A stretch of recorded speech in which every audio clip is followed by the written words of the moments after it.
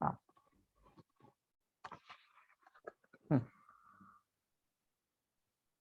वक्रतुंड महाकाय सूर्यकोटि समप्रभ निर्विघ्नं कुरु मे देव सर्वकार्येषु सर्वदा सरस्वती नमस्तुभ्यं वरदे कामरूपिणी विद्यारंभ करिष्यामि सिद्धिर्भवतु मे सदा गुरुर्ब्रह्मा गुरुर्विष्णु गुरुर्देवो महेश्वरः गुरुर्साक्षात् परब्रह्म तस्मै श्री गुरुवे नमः वाक्यकारं वररुचिं भाष्यकारं पतञ्जलिं पाणिनिं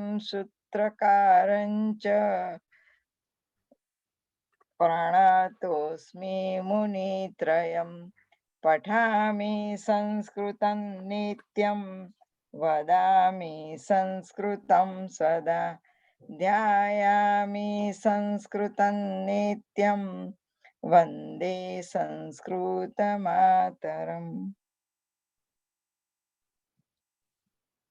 धन्यवादः महोदय। हाँ, सुंदरी महोदय। हाँ। सा का सा अध्यापिका सा नर्तकी वा न सा अध्यापिका अध्यापिका किं करोति अध्यापिका विद्यालयं गच्छति विद्यालये कति अध्यापिकाः सन्ति विद्यालये 10 अध्यापिकाः सन्ति विद्यालये 10 अध्यापिकाः कदा प्रार्थनां कुर्वन्ति विद्यालये 10 अध्यापिकाः प्रतिदिने 9 प्रार्थनां कुर्वन्ति महाविद्यालये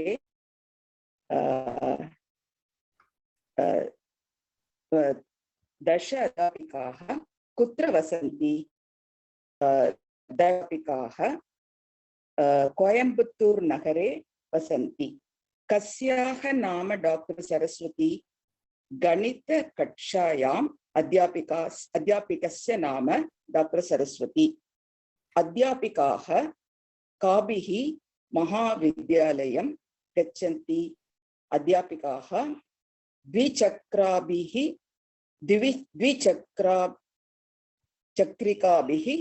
विद्यालयं गच्छन्ति अध्यापकाः कैः पाठं पाठयन्ति अध्यापकाः संस्कृतपाठं पाठयन्ति कस्यात् अध्यापिकाः कार्यं करोति अध्यापकाः विद्यालये कार्यं कुर्वन्ति Is it okay? महोदय अत्र सम्यक् अस्ति प्रतिदिनम् इति वक्तव्यं प्रतिदिने इति उक्तवती किल प्रतिदिनं तदनन्तरम् अध्यापिकायाः नाम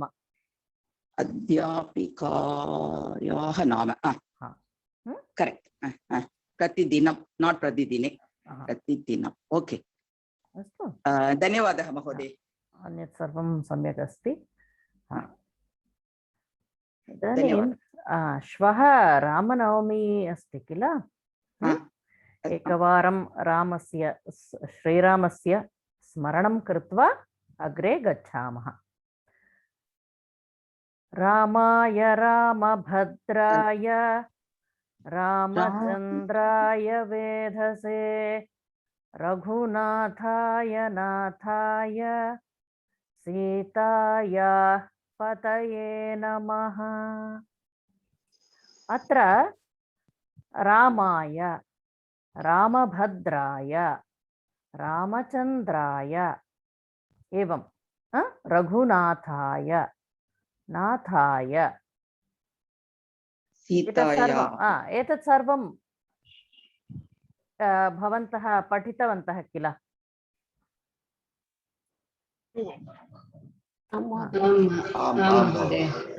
रामाय रामेभ्यः रामाय इति चतुर्थी विभक्तिः। चतुर्थी विभक्तिः। अत्र नमः शब्दं कदापि नमः शब्दम् आगच्छति, नमः स्वस्ति स्वाहा एतत् सर्वं तदा चतुर्थी विभक्ति। एवं रामाय, रामभद्राय, रामचन्द्राय, रघुनाथाय, नाथाय एवं। अस्तु, इदानीम् अद्यन्दिनपाठं पश्यामः। एकनिमिषम्।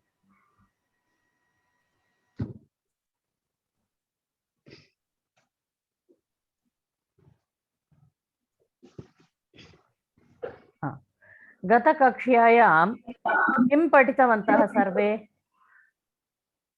कस्मात्। एकवारं तस्य पुनरावर्तनं कुर्मः वा?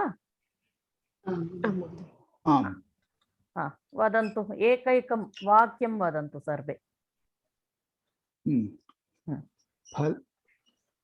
Shall I start? न क्रमेण गच्छामः। अमी महोदय। Yes, madam. हाँ, We read this. हाँ, कस्मात् we have learnt in the previous class. Yes. हाँ, हाँ, एकवचनं। Okay.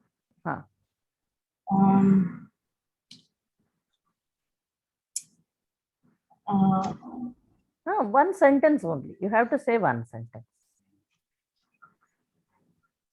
Kasmat meaning in what, right? It's the seventh Saptami. No. This From is what? See, Sorry. when that separation, it shows the separation. From. From. Parnam. Hmm. Rukshat.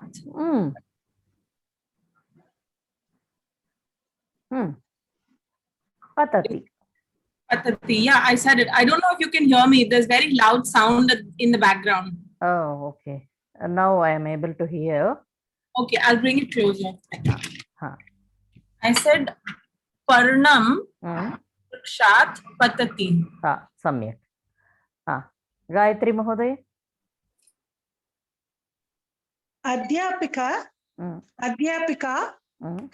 अध्यापिकाः कस्मात् आगच्छन्ति? अध्यापिकाः बेङ्गलूरुनगरे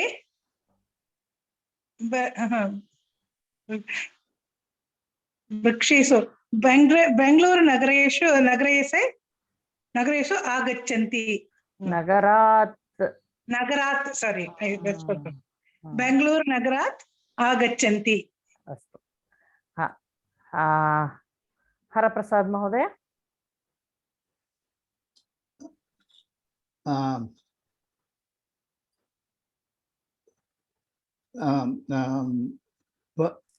फलं वृक्षात् पतति। फलं वृक्षात् पतति। हर्षा महोदय। पुस्तकं हस्तात् पतति। कल्पना महोदय। Myself. हीना महोदय अस्ति वा? Yeah.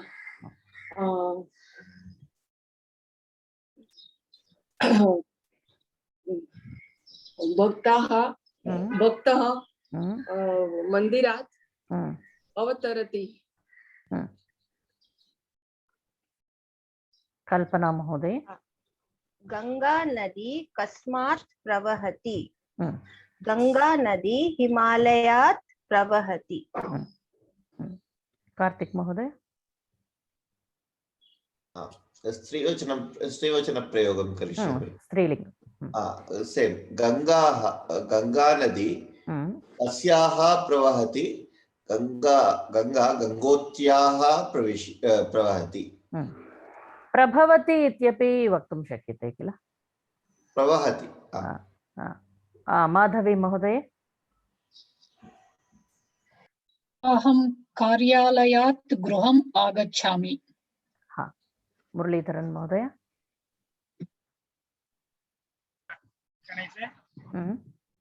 कृष्णः रामात् चतुरः अस्ति। हाँ, प्रिया महोदय। निर्मल। निर्मल महोदय अस्ति वा? हाँ, वदतु महोदय। जलं नलिकायाः पतति। प्रिया महोदय। अर्जुनस्य हस्तात् गाण्डीवं पतति। आम् आम्। रीटा रमेश महोदय।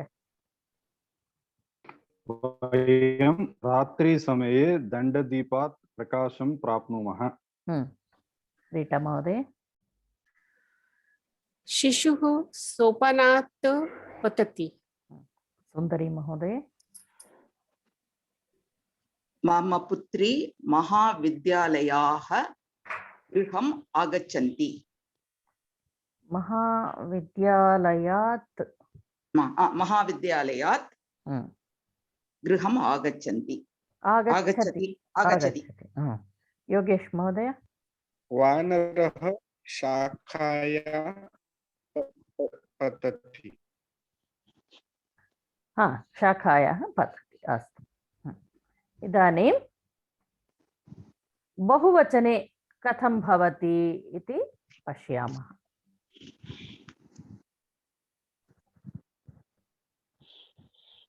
हाँ, पुल्लिङ्गे वृक्षात् तस्य बहुवचनं किं भवति? वृक्षेभ्यः। हाँ, फलानि वृक्षेभ्यः पतन्ति। बालिकाः जनकेभ्यः सङ्गणकानि प्राप्नुवन्ति। नद्यः पर्वतेभ्यः उद्भवन्ति। वृक्षात् वृक्षेभ्यः, जनकात् जनकेभ्यः, पर्वतात् पर्वतेभ्यः। इदानीम् अमी महोदय। युवकाः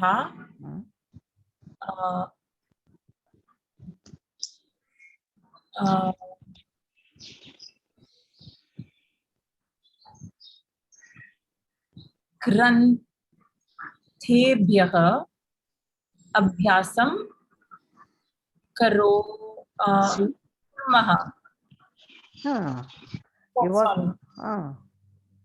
I have to use exactly this, right? Okay. See, match the kriya padam first. You are saying yuvakaha. Match the kriya padam. What suits that yuvakaha? Agachanti. Then you match the middle one. Got it.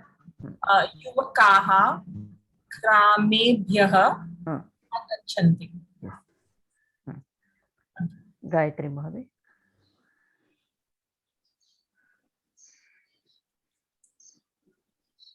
बालिका ग्रन्थाः। What did I tell? You match the kriya padam first. Then you balika is there. Match the kriya padam first. Then you will find it easier. Okay. बालिका अभ्यासं ग्रन्थाय अभ्यासं करोति। न ग्रन्थाय नास्ति। ग्रन्थात्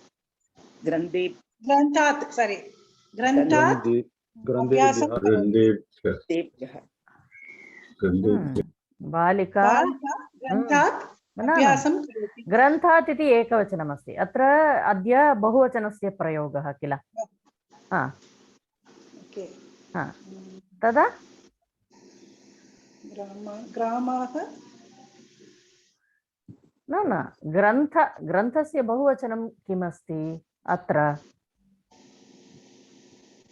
ग्रन्थात् तस्य बहुवचनं किमस्ति? ओ सारी अद्य मनः नास्ति वा? अन्यत्र अस्ति। ग्रन्थेभ्यः बालिका ग्रन्थाभ्यः अभ्यासं करोति ग्रन्थेभ्यः ग्रन्थेभ्यः हा। अभ्यासं करोति अद्य गायत्री महोदये अन्यत्र अस्ति, कक्ष्यायां नास्ति इति अवगत इति भाति। तदेव किञ्चित् अत्र मनः स्थापितव्यः। अस्तु, अग्रिमं हरप्रसाद महोदय। अहं औषधं स्वीकरोमि। अहं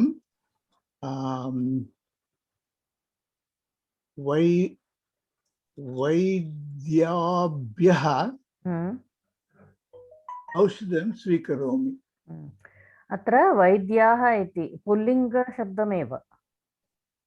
Oh, it is a pullinga. Okay, Vaidyaha, Vaidyaha. So it's Vaidyebhyaha. Aushadam swikaromi. Aham Vaidyebhyaha aushadam swikaromi. But it can be feminine, yes, plural. Yes, but here you have that title is given pullinga. That you must remember, no? If it is not given, then you can use it in Strilingam also. Yeah, got it. Ha, Harsha Mahoday. Okay, Bhavati. And Kriyapadi Sanganakam Swikarotu. It's Agna Pratna. Bhavati Janakebhyaha Sanganakam Swikarotu. Samyak. Hina Mahoday. भिक्षुकः धनिकेभ्यः धनं याचति. कल्पना महोदय. वयं रात्रिसमये दण्डदीपेभ्यः प्रकाशं प्राप्नुमः. इदानीम् एतत् सम्यक् अवगतं किल? यस्. पुल्लिङ्गे के वृक्षेभ्यः जनकेभ्यः पर्वतेभ्यः एवम् अभवत्. इदानीं स्त्रीलिङ्गे बहुवचने नलिकाभ्यः महिलाभ्यः जननीभ्यः नदीभ्यः एवं नलिकायाः नलिकाभ्यः महिलायाः महिलाभ्यः जनन्याः जननीभ्यः नद्याः नदीभ्यः. Nalika means what? Tap. Tap. What? Tap. Water tap. Okay. अस्तु, कार्तिक महोदय. पुष्पाणि लताभ्यः पतन्ति. माधवी महोदय. रुग्णः वैद्यशालाभ्यः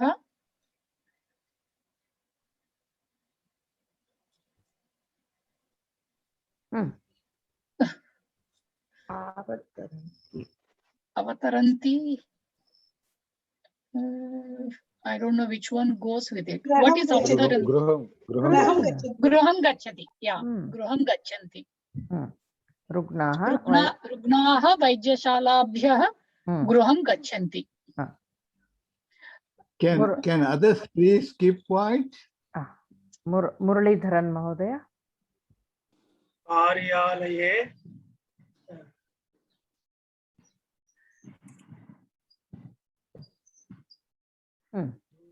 दूरवाण्यः दूरवाण्येभ्यः दूरवाण्येभ्यः वा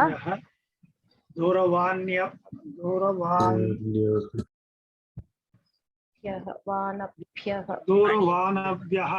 नदी अस्ति, यदा नदी अस्ति तदा कथं भवति? नदीभ्यः. इदानीम् अत्र किं? दूरवाणीभ्यः शब्दः भवति कार्यालये दूरवाणीभ्यः वाणीभ्यः शब्दः भवति अस्तु अग्रिमः निर्मल महोदय भवती जनेभ्यः हारं स्वीकरोतु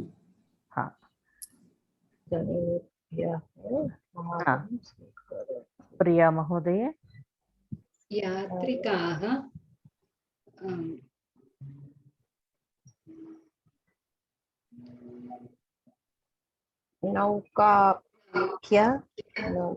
अन्ये सर्वे म्यूट मध्ये भवन्तु कृपया यात्रिकाः कल्पना महोदय म्यूट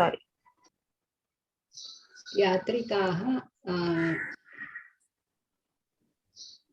नौकाभ्यः गृहं गच्छन्ति नौकाभ्य अन्यत् किञ्चित् वक्तुं शक्यते वा क्रियापदम् आं महोदय अवतरन्ति एकनिमिषं तस्याः न अभवत् किल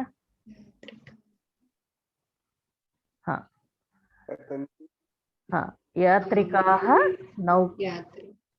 वदतु महोदय पुनः वदतु यात्रिकाः द सेम् थिङ्ग् ओके नौकाभ्यः गृहं गच्छन्ति अथवा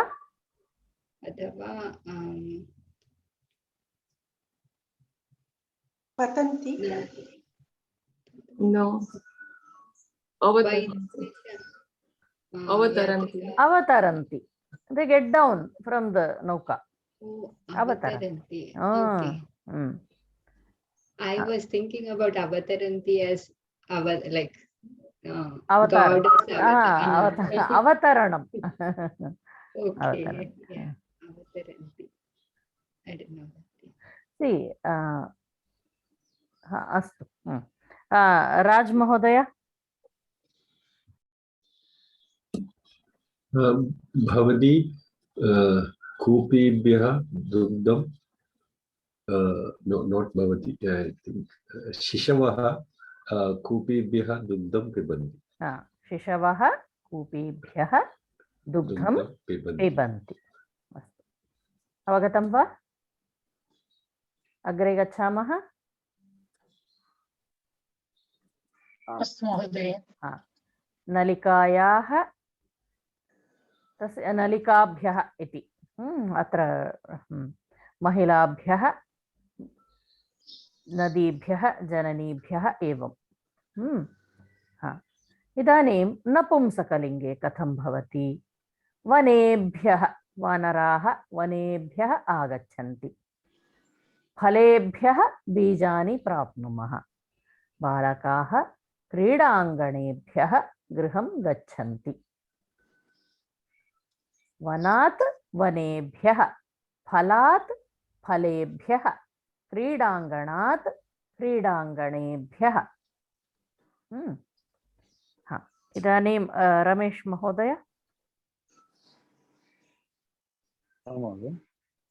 भक्तः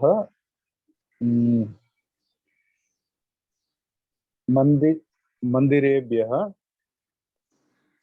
गृहम् आगच्छति रीटा महोदय बालिका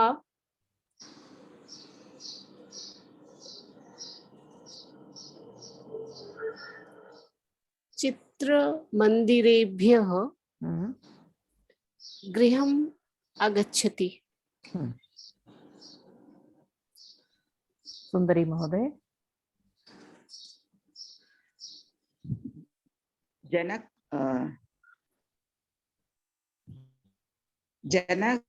जनकाः लोकयानेभ्यः कार्यालयं गच्छन्ति सुंदरी योगेश महोदय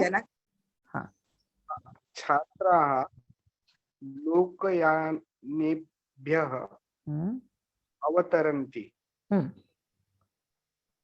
अमी महोदय वयं रात्रि समये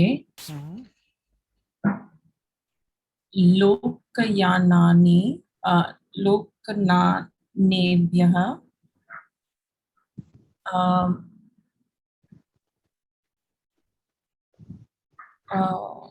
गृहं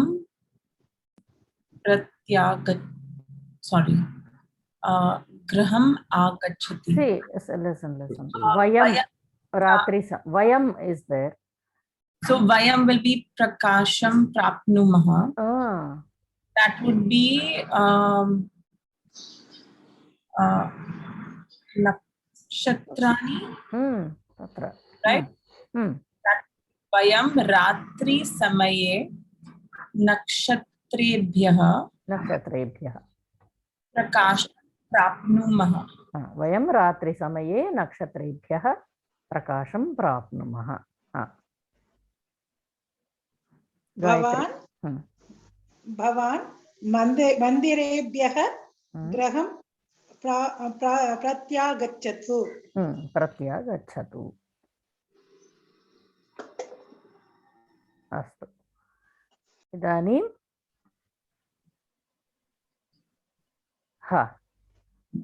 हर्ष महोदय, हरप्रसाद महोदय वा? Harprasad. Elephants drink water from the ponds. Gajaha pibanti. Gajaha jalam pibati. Gajaha jalam pibanti. Gajaha iti pibanti. Yeah, pibanti. Gajaha jalam pibanti. Gajaha jalam tadagebhyah pibanti. Jalam pibanti. सम्यक्.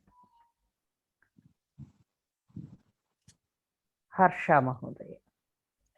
Monkeys jumps from trees.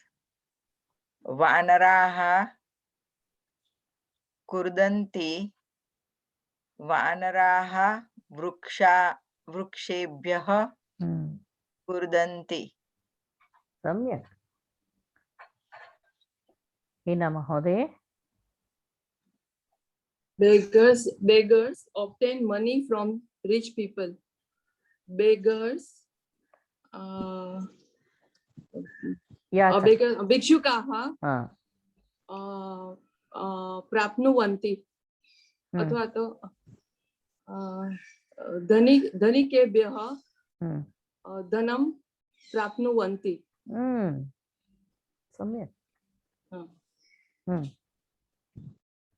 कल्पना महोदय. यात्रिकाः विदेशीयनगरेभ्यः आगच्छन्ति. अत्र traveller इति एकवचनम् अस्ति. यात्रिकाः विदेशनगरेभ्यः विदेशनगरः इत्यस्ति वा अत्र? नगरे विदेशेभ्यः यात्रिकः विदेशेभ्यः आगच्छति. रिटर्न्स् इत्यस्ति किल? प्रत्यागच्छति. कार्तिक महोदय. Bring the garland from the boxes.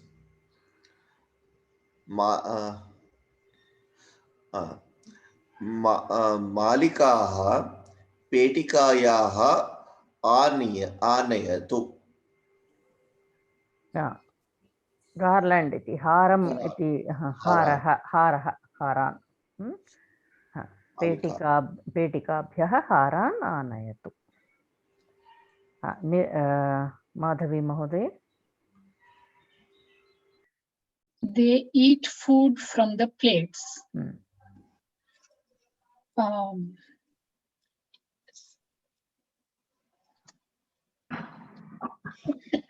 They, female they is ta.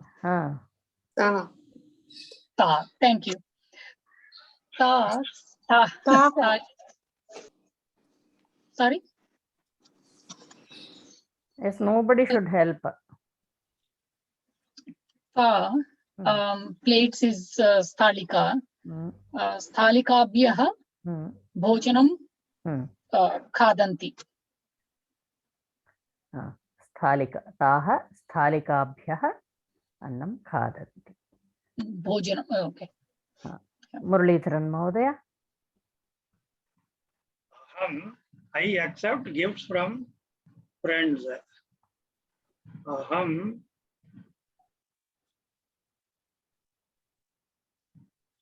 female friends.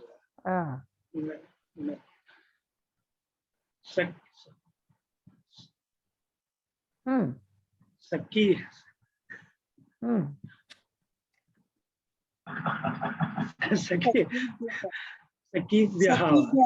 Sakibhyah swikaroti gifts as gifts. Gift. Read it fast. I'm not able to get that gift. Sakhibhyah upahar.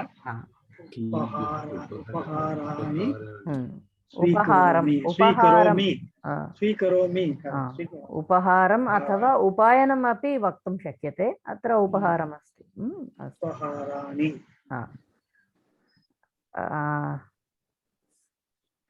निर्मल महोदय.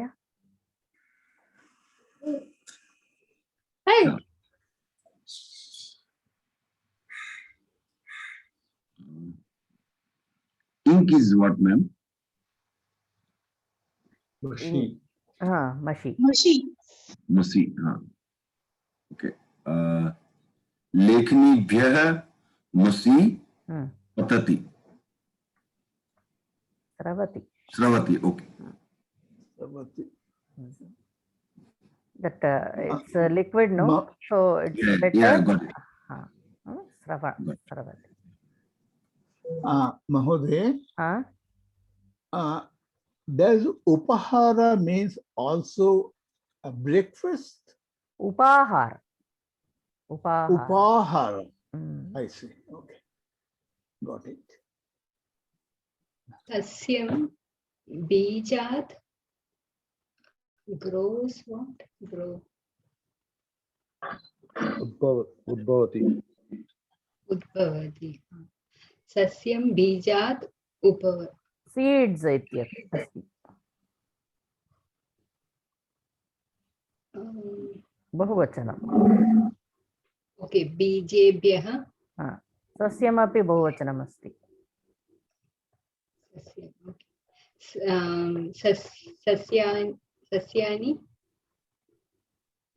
सस्यानि बीजेभ्यः उद्भवति. उद्भवन्ति.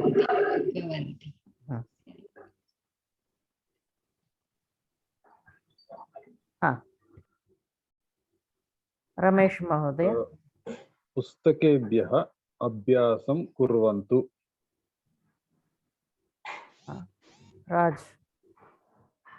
राज महोदय.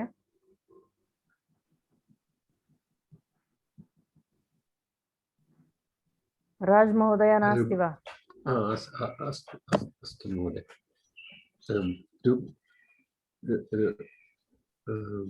रुग्णानि hospitals. I'm unable to remember.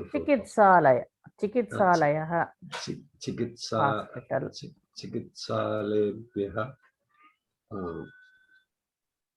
गृहं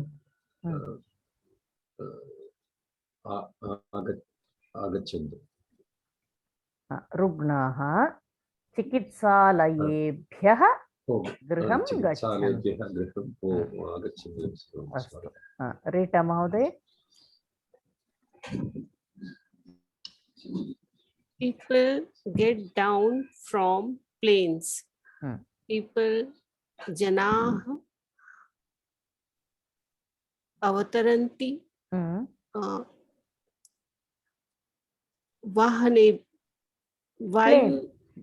वायुयानेभ्यः. विमान विमानेभ्यः विमानेभ्यः जनाः विमानेभ्यः अवतरन्ति अवतरन्ति हा इदानीम् एवमेव तः कुतः अहं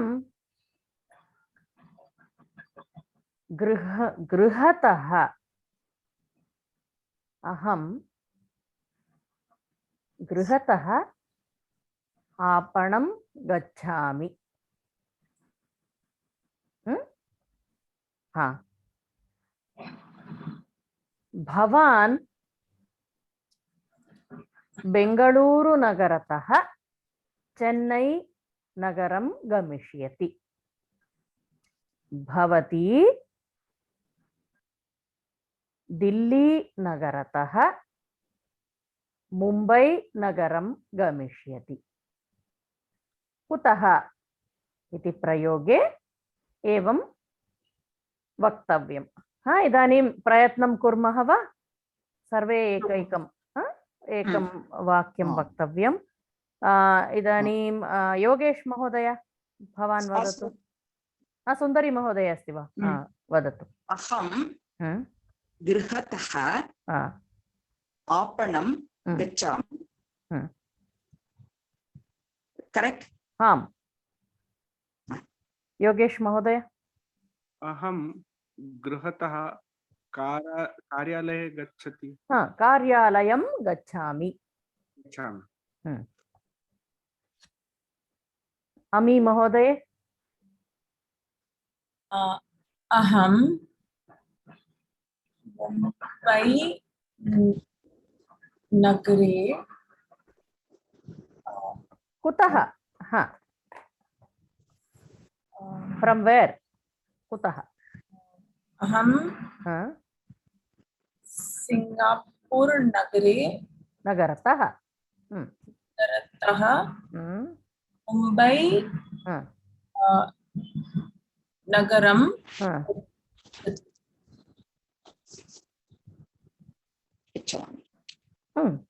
गच्छामि गायत्री महोदय बालकाः गृहतः क्रीडाङ्गणं गच्छन्ति हरप्रसाद महोदय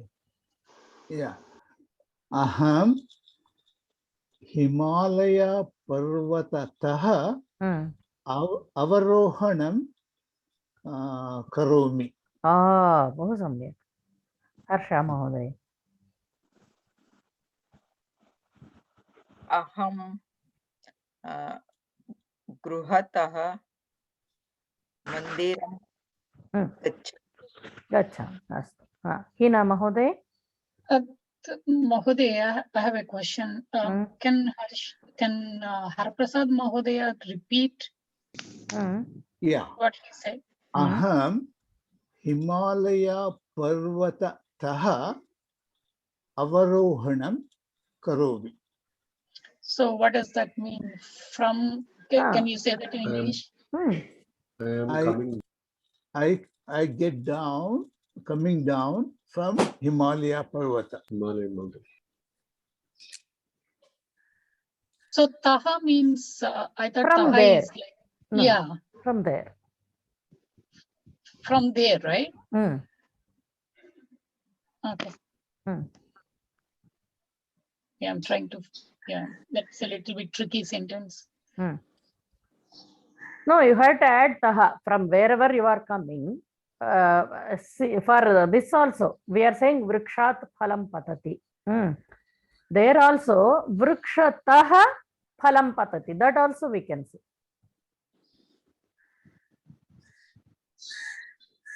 Okay. So then what is the difference between Vrikshat and Taha?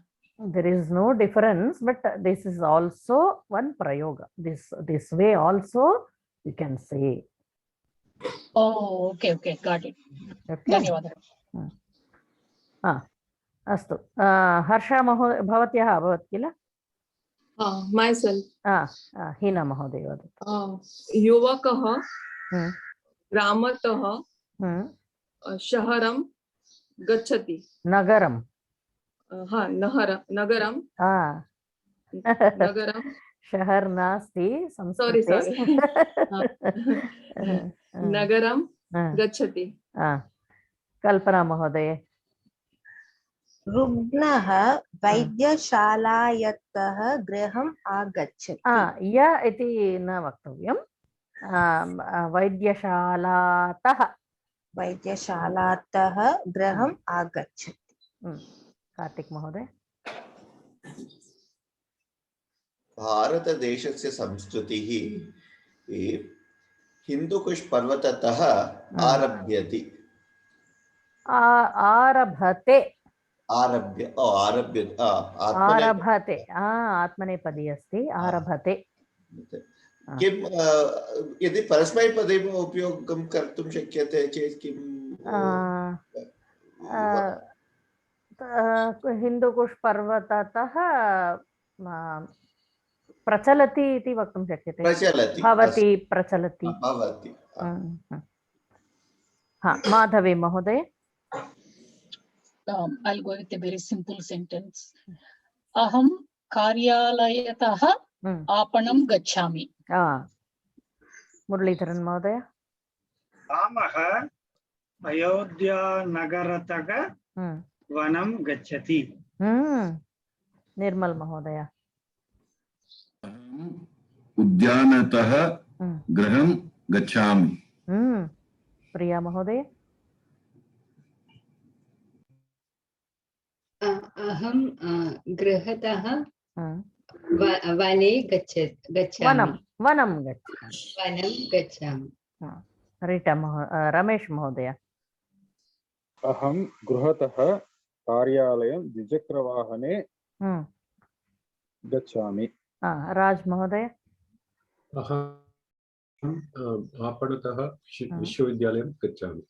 Rita महोदय. अहं ग्रन्थालयतः विद्यालयं गच्छामि. सुंदरी महोदय. अहं गृहतः कोयम्बत्तूर् नगरं गच्छामि. योगेश महोदय. अहं कार्यालयतः उद्याने गच्छामि. उद्यानं गच्छामि. रामात् रामतः, सीतायाः सीतातः, नद्याः नदीतः, पुस्तकात् पुस्तकतः. एवं रामेभ्यः बहुवचने अपि रामतः, सीताभ्यः सीतातः, नदीभ्यः नदीतः. तत्र अर्थभेदः नास्ति इति. So it can be mistaken as a singular and a plural. अतः अधिकं तस्य उपयोगं न करणीयम्. एतदेव एतत् रामात् रामेभ्यः एवं कुर्मः किल, तदेव सरलं भविष्यति सम्यक् अवगमनार्थं. किन्तु एतस्य प्रयोगमपि अस्ति. बहवः एतस्य प्रयोगमपि कुर्वन्ति. रामतः, नदीतः, ग्रन्थालयतः एवं. Here Sitaya is Rasva. Sitataha. Only you are adding this taha to whatever word you use. No, I am asking Sitaya. Yes. Sitayaha. So it's a Tankan dosh or? No. Tankan dosh nasti. Tatra Ramatah, Sitatah, Naditah. Nadi is the word. You are adding only taha. Sita is the word. Sitatah. Pustakam asti. Tatra pustakatah evam bhavati. No, I am asking about Sitayaha. Yes, that's what I am telling. For the root word, this taha is added. So she is asking about the first column, where Sitaya, you have Harsha Ikar. Should it be Dirgh Ikar or Harsha Ikar is what she is asking? Sita or Sita. it is written. Oh, this one. This is by Probably she is Tankana. asking this. Okay, okay. Yeah. This Yes, is yes, I want to clarify that. Tankana doshah tatra. Okay. That's it. Avagatam? Can we use comparison also? For example, Kartikaha, Muralidharat, Muralidharataha, Chaturaha. तत्र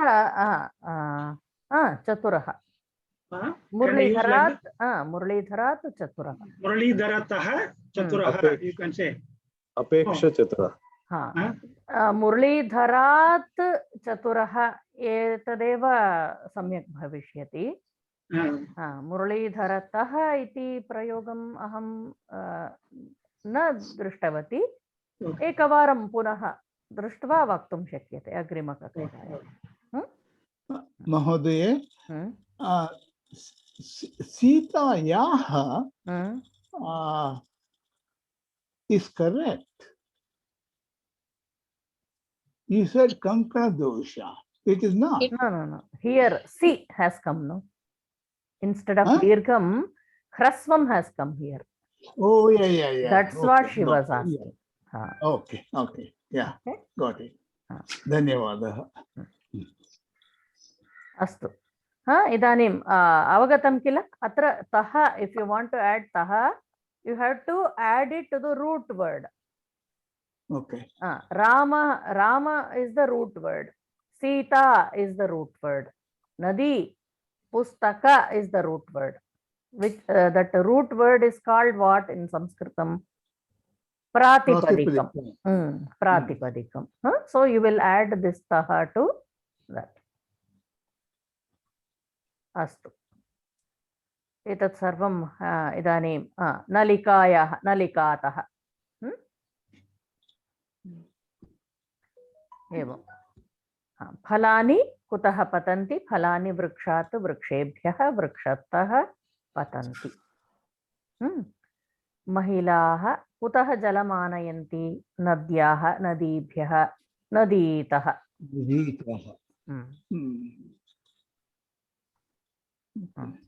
इदानीं सुभाषितं कः पठितुम् इच्छति? अहम्. हरप्रसाद महोदय पठतु. Okay.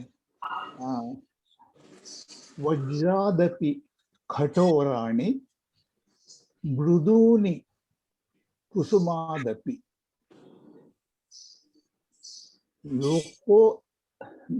लोकोत्तराणां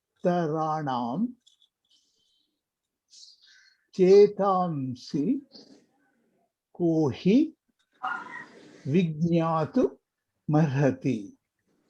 विज्ञातुम् अर्हति. विज्ञातुम् अर्हति. वज्रादपि कठोराणि मृदून्. Okay, it is as hard as Vajra and as mrudu, as soft as a flower.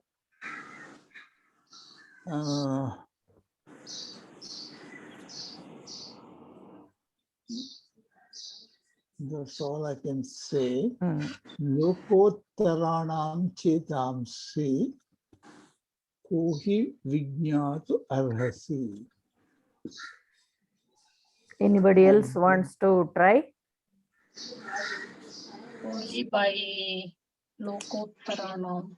Only by traveling around the world you will acquire. No. Lokottaranam is extraordinary. Rama is a Lokottar Purush. Yes. Oh, in that meaning. Okay.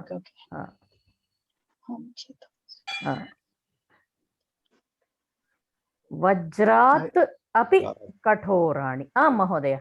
Kartik Mahodaya. Vajrat किम कः वस्तुः वज्रात् अपि कठोरः भविष्यति, कुसुमात् अपि मृदुं भविष्यति, लोकस्य चेतनं लोका सर्वान् लोकान् चेताम् अस्ति कः विज्ञातुम् अर्हति? अत्र एवम् अर्थं अवगन्तुं शक्यते। कथम् इत्युक्ते लोकोत्तराणां लोकोत्तरः इत्युक्ते कः? सम् एक्स्ट्रार्डिनरी पर्सन्। तेषां मनः कथं भवति? वज्रात् अपि कठोरं भवति। They are means even difficult situations, they are very strong. They are stable, like vajram, diamond. Mruduni kusumadapi. In times when people are in need of their help, that time they will behave even softer than flower. याजनाः लोकोत्तराणां चेतांसि ते जनाः वज्रादपि कठोराणि भविष्यन्ति। तेषां मनः एवं भवति। वज्रादपि कठोराणि। कृपया चेतांसि विवरणं करोतु।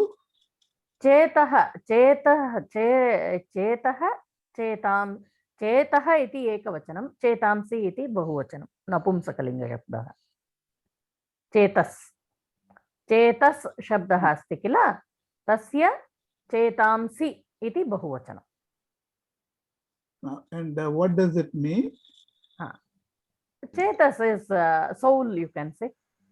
Lokottarana, soul. Great souls, we say, no? Is a great soul. Rama was a great soul. Oh, great soul. Soul. Lokottaranam chetamsi, kohi vijñatum arhati. Who can understand them? It is very difficult because you can easily guess the behavior of an ordinary person, but these people, these extraordinary people are there. They will be very tough and also very soft. So, can you please split Lokottaranam? Is it a compound word? No, it is a single word. Lokottaraha. Lokottaraha is the word. So, Lokottaranam means those who are beyond this human world. Those who are above this normal behavior, normal people, normal human beings. Lokasya uttaratah bhavisyanti. So beyond the normal this world, of this world, lokasya uttaram bhavisyanti janaah. I have one sentence to say. Okay. Ramah na kinchidapi lokottar purusha api lokottar putra lokottar patihi lokottar bhrataha asti. Samyak. Very samyak. Mahoday Vijñatum arhati. Vijñatum. Jnatum is there. Arhati means arhati. To earn.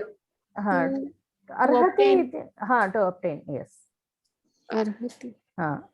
Kohi vijñatum arhati means ordinary people cannot understand them. That's the meaning of this subhashitam. Okay. Yes. See, for all of us in general, what happens? Even a small problem, will shake us, isn't it? Yes. So for these people, for Rama, being a prince and having had such an excellent lineage, he faced all the difficulties in his life, but how he coped with everything.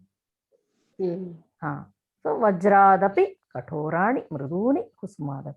Evam. When he had to be firm, he was firm. When he had to be soft, he was soft. Like that. And it's not possible for people like us to understand. Madam, what is Vajra? Vajra is diamond. Harder than diamond. Sorry, say that again. Harder than diamond. Vajrat api. If you split it, it is Vajrat api. Api. Panchami is there. Vajrat. Vajrat. And here also Kusumat api. Than, correct? Than, yes. So if it's stronger than, how do we use Vajrat? Why is it apadan, or if you say separation? Separation, yes. You are separating, see, let us not go to that discussion now, because we have some more things to do. And here only thing is that you are comparing something with this Vajra. So in Hindi it will be Vajra se bhi zyada. Vajrat api. You are comparing. Ramat paraha evam. In the same way. Okay. When you compare something with another person or thing, then it is Vajrat api. Krishnat api. Apadan can also mean when you're comparing. Yes. Not only separating it. No. Compare. While comparing also this comes. Okay. But you have some rules there that we will not discuss now. Okay. So it can be used for both. That's all I'm confirmed. Yes. Astu. Agrimam pashyamah va? Idanim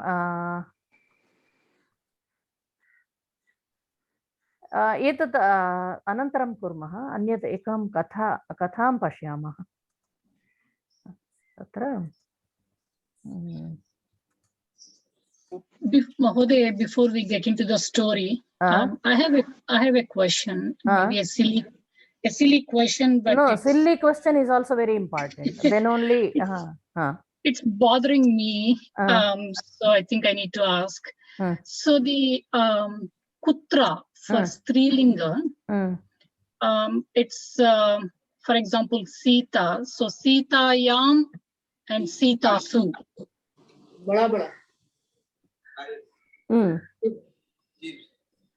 What is the question? Yeah, I'm getting some feedback, so I'm not sure. So in Bhagavad Gita, every chapter ends with Bhagavad Gita Su. Every time I chant that, I get this question. So Bhagavad Gita, I understand it's a Strilinga, but it's Ekavachana. Why we say Bhagavad Gita Su? Tatra Bhagavad Gita Upanishads something comes, no? There? Yeah, right. Yeah. Can anybody else give the explanation? It is a Gita Mala. It is not only a Gita. Gita Mala. Okay, is that how we need to interpret that? Yes. Okay. Among the Upanishads. Yeah, Upanishads, I think I understood, but Bhagavad Gita. This is the Saram of Upanishad, no? So, so they have Upanishads, Brahma Vidyayam, Yoga Shastra evam. Correct. Yeah, I think the rest of the words are Madhavi, I don't understand the question because we say, for for a feminine word, say Ganga, we say Ganga Su. So here it is Gita Su. So what is the question? Her question is why not Gita Yam and why Gita Su? Correct? Correct. So, as Ramesh Mahodaya said, it's a mala, malika, and Bhagavad Gita is also the sara of all the Upanishads. So we treat that as Bahuvachana. Yes. Okay. Makes sense. Dhanyavada. Astu. Katham pathamah va? Ami Mahodaya, prarambham karoti va? Sorry, what are we reading? Katha.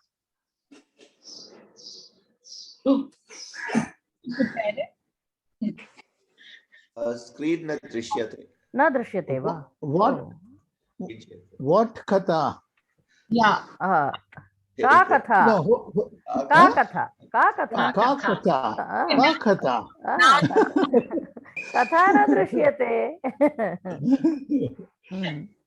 Astu. Oh man, first word is tough. Okay. Chaitotsav. Chaitrotsavah. Chaitrotsavah. Chaitra, I'm guessing, is this month. And does it mean spring season? Utsavah. Utsavah is festival. Festival. So does this mean spring festival? Yes. Okay. Nutan samvatsarasya prarambham chaitrotsavena bhavati. Prarambham iti asti va atra? Prarambham meaning starting. No, atra kim asti? Prarambham kim asti? Sorry, I don't follow the question. You read this again. Okay. Visargah. Prarambhah. Prarambhah asti. Okay. I missed. Got it. So you should be very careful because prarambham is again karma karma padam asti. If you say prarambham, then automatically it will change the whole meaning.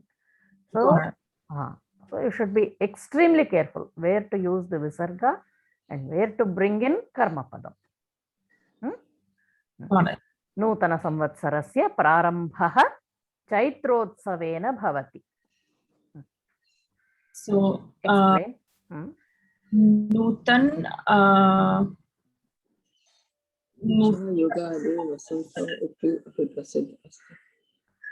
of this samvatsar, it starts. The new year starts with Chaitrotsavam. Gayatri Mahoday. Oh, sorry. All the others, please mute. Eshaha Yugadiha Vasantotsavah iti api prasiddhah asti. Yugadihi. Yugadihi Vasantotsavah iti api prasiddhah asti. Then Ugadi, then Vasantotsavam, all these are prasiddham that time. This Chaitrotsavam prarambhah bhavati kila tasya nama kim asti Yugadihi Vasantotsavah etat sarvam etad rupena api prasiddhah. Chaitra Mase Shukla Pakshe Pratipad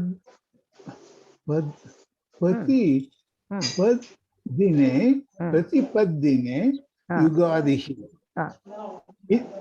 In Chaitra Masa, in Shukla Paksha, Every day is Yugadi. Every day is not Yugadi. Pratipat. Pratipat is the first day. Pratipadine. What is Pratipad? Pratipad is the first day. Oh, okay. So the first day of the Shukla Paksha Chaitra Masa, on that day is Yugadi. Yes. Harsha Mahodaya. Everybody needs to mute. There is background noise. Please mute everybody. Vasant Rutoho Agamanam. Spring season starts. Appearance of spring season, you can say. Appearance of spring season. You can read the next sentence. Where is the word for appearance? Agamanam. Agamanam. Agamanam is coming, right? Okay. I mean, that also you can say. That's what I makes its appearance. Asmin dine Ambra Nimba Patrayoho Toranehe Dwaranam Alankaram Kurvanti. Hina Mahodaya, please mute. Toranaihi. You have to read Toranaihi. Toranaihi Dwaranam Alankaram Kurvanti. On that day, on our doors, we put garland of ambra means mango, nimb means bitter neem, leaves, garland, decorating on our doors. So on that day, we decorate our doors with the garland of mango and neem leaves. Yes. Hina Mahoday. गृहस्य अंगणे ललनाः रंगवल्ली विन्यासं रचयन्ति. Lalana means female, Rangavalli means Rangoli, Rachayanti means they are creating. Gruhasya Angane means their front. Grihasya Angane. Front ground. Corridors. Corridor iti nasti. If it is an independent house, then in front of the house. So female, Rangvalli. Females are creating Rangvalli designs. To their house. Ground or angane means what? That courtyard, front yard. Courtyard. In the front yard of the house. What is Lalanaha? Women. Females. Women. And Vinyasa? Design. Dhanyavada. Kalpana Mahoday. गृहस्य जनाः सर्वे उषःकाले एव अभ्यङ्गस्नानं तैलस्नानं कुर्वन्ति. The members of the family take bath, oil bath in the early morning. उषःकाले एव अभ्यङ्गस्नानं कुर्वन्ति. कार्तिक महोदय. नूतन वस्त्राणि धरन्ति, देवान् पूजयन्ति. यस्य ज्येष्ठः पञ्चाङ्गं पठति. So different activities are described basically. किं कुर्वन्ति जनाः वस्त्राणि धरन्ति देवान् गृहदेवं भविष्यति चेत् हीना महोदय म्यूट। गृहस्य ज्येष्ठः पञ्चाङ्गं पठन्ति। पञ्चाङ्गपठनं बहु श्रेष्ठं तद्दिनं युग संवत्सरस्य प्रारम्भम् अस्ति, तदर्थं पञ्चाङ्गपठनं बहु श्रेष्ठं भविष्यति। ज्येष्ठः गृहस्य ज्येष्ठः पञ्चाङ्गं पठति। अस्तु माधवी महोदय। कनिष्ठाः ज्येष्ठान् गुरून् च नमन्ति, आशीर्वादं प्राप्नुवन्ति. So the youngest take the blessings from the elders and gurus. Muraleedharan महोदय वा? बन्धुमित्रेभ्यः शुभाशय विनिमयस्य सम्प्रदायः अपि अस्ति. Friends and relatives exchange pleasantries. अपि अस्ति. सर्वे सम्प्रदायः tradition. I'm sorry, exchanging what? Pleasantries, greetings. Good wishes. Shubha ashaya. Yeah. What is vinimayas? Exchange. The tradition of exchanging good wishes among the relatives and friends is also there. सर्वे विशेषतः निम्ब गुड मिश्रणं खादन्ति. That is nimba, lemon and jaggery, that's sweet and not so lemon. Pachadi. No, not lemon. It is neem. Okay, that is the pachadi they say, no? All that one. Yes. Survey everybody. Visheshadaga. This is the special item they eat. Nimba Guda. Guda is sweet, no, actually. No, Guda is jaggery. Jaggery, that is sweet only, no? Guda Mishranam. Mixture. Okay. That is pachadi we say, no? Yes. Nirmal Mahodaya. Yeah. Anantaram Polika Bhojanam Khadanti. What is Polika, ma'am? Puran Poli. Okay. After that, they eat Puran Poli food. Sayamkale Devalayeshu Panchang Phala Sarvana Karyakrama Vishti Krishi Grahanam Ityadi Vishyanam Suchana Bhavati. So in the evening, in Devalaya, they hear the Panchang Phal, in which in that program they will predict about or give notice about rain, agriculture, and all the planet positions, etc. Eclipse. Grahanam is eclipse. Okay, eclipse. Okay, eclipse, etc. Subject to they will on those matters they will give their predictions. Yes. Polika Bhojanam means what?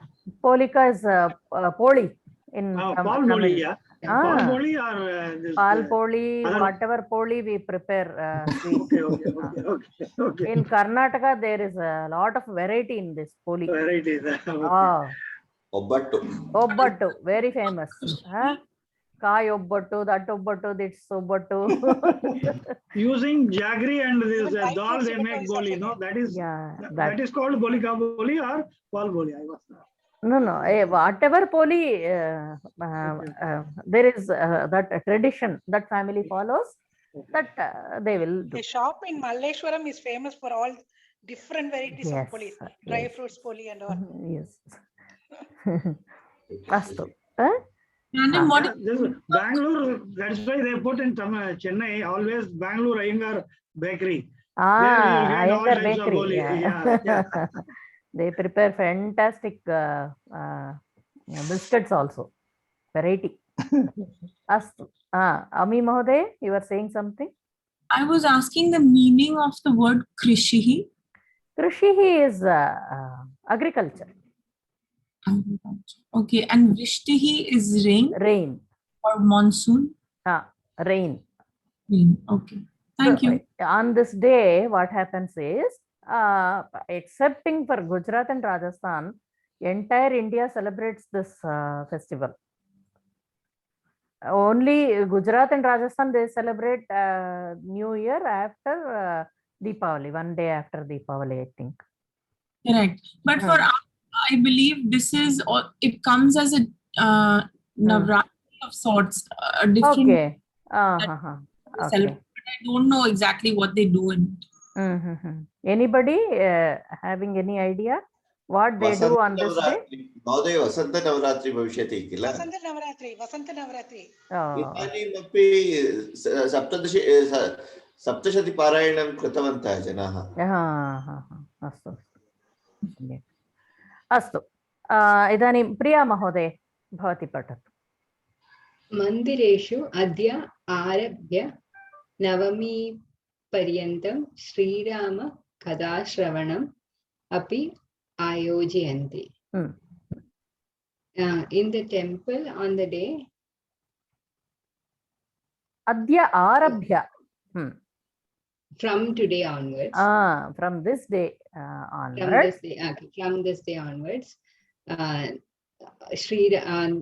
they recite Navami Paryantam. Okay, Navami from the day of Navami. No. From the day, first day to Navami, up to Navami. Okay, in the temples from the first day up to the Navami day, they recite Sri Rama Kada. Sri Rama Kada. They are organized. They are Ayojayanti. Whoever wants to listen to Sri Rama's story, they can go to the temple and listen. Okay. Etasya Sri Ramotsava iti Kadayanti. This is also celebrated as Sri Ram also? Is that Sri Ramotsava. This is called Sri Ramotsava. Mahoday, what is etasya? Is a literal meaning? Etasya, this. This celebration, whatever they do, Adya Arabhya Navami Paryantam Sri Rama Katha Shravanam Bhavati Kila Yugadi Dinataha Navami Paryantam Sri Rama Katha Shravanam Bhavati Kila Tasya Sri Ramotsavaha iti Kathanti. Mahoday, one two words are there, Alankara. Please go up, ma'am. Alankaram kurvanti. These two words can be joined and Alankurvanti. Alankurvanti is right? Yes. Alankurvanti. Dhanyavad. Astu. What is the correct translation of Kathayanti? Kathayanti is they say. To say. To narrate. They say.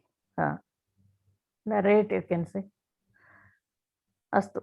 Idanim kaha Ramesh Mahoday va? Nimbagudayoho Mahotsavam. Mahotsavam va? Mahatvam. Importance of name and the name and Jagri. Ayuvardhe, this to increase the age. No. Ayurveda. Ayurveda, sorry. Ayurveda it is called. Vasanta.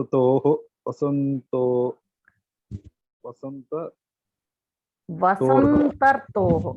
Actually, it is Vasantarutoho. That has been joined here and given as Vasantartoho. There's a lot of noise. I think there is some problem with your audio. Vasantartoho. Sharirika Vikaranam. Sharirika Vikaranam. Krute Nimba Divyaushadam. Nimbam Divyaushadam. Neem is more helpful to the body. Ayurveda says, Vasantarutoho Sharirika Vikaranam Krute Nimbam Divyaushadam.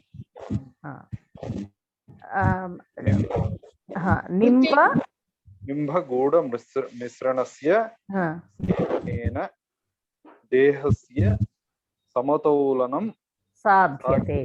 The mixture of neem and the jaggery, if you take, that will help the balancing the body.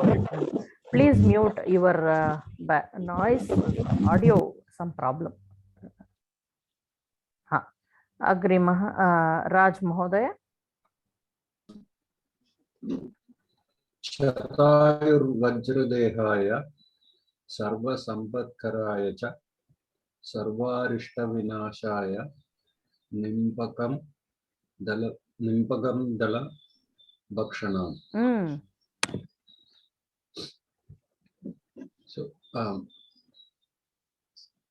I think Shata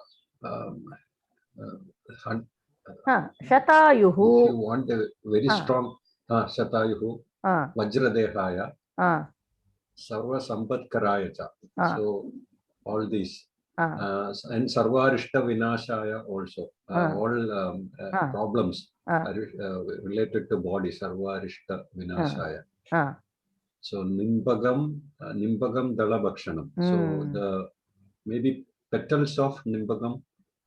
Nimbagam Dalam Bhakshanam. So if we eat this, we will won't have any issues with the body. Yes. Sarvarishta Vinashaya. Even today in villages, they keep eating this fresh leaves of neem. That keeps the body healthy. So Shatayuhu. Shatayu. Sorry, go ahead, please. What is Sarvarishta? Sarva Arishta Vinashaya. Arishta. Arishta means bodily afflictions. Okay. Problems. Yes. Mahoday dosha. Sarva dosha. Rita Mahoday. Sukha dukham aharnisham ragadvesham etesham sanketah nimba guda mishranam iti kavi vani.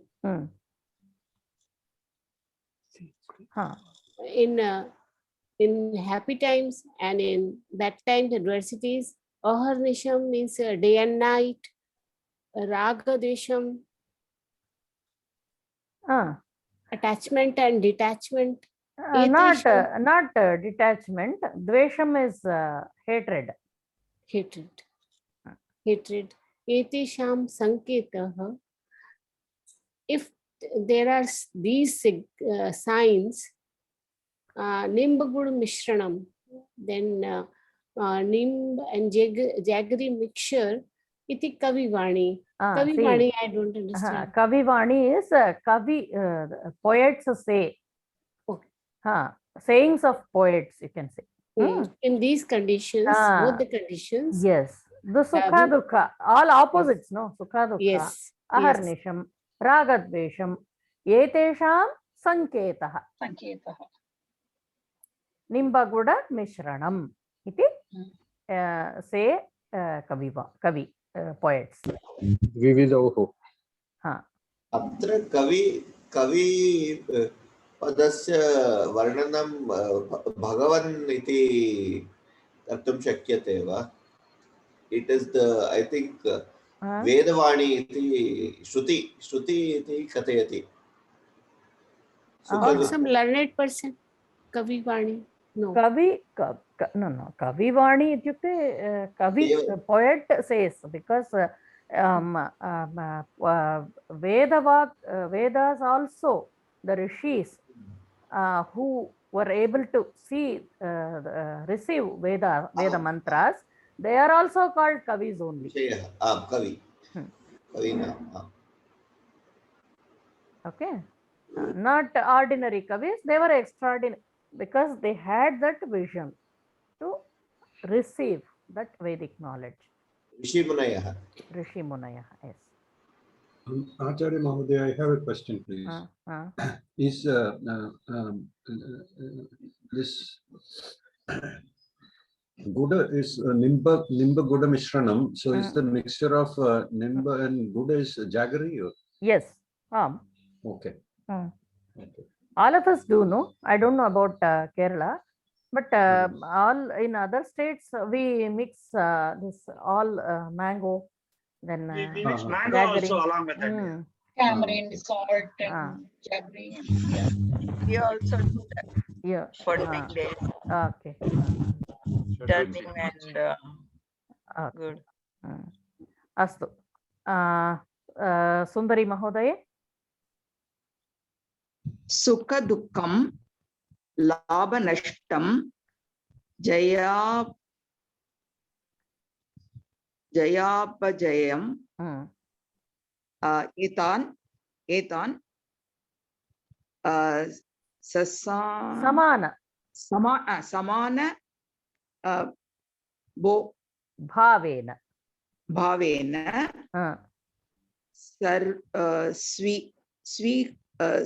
स्वीकृत्य स्थित प्रज्ञो भव इति आध्यात्मिक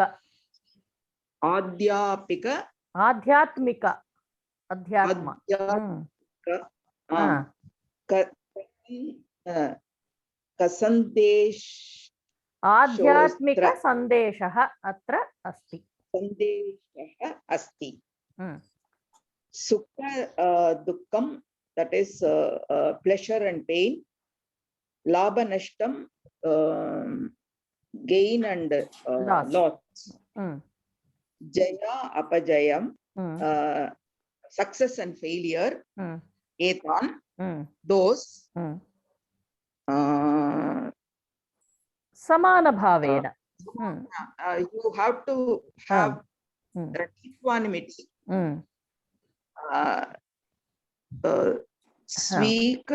Svikritya.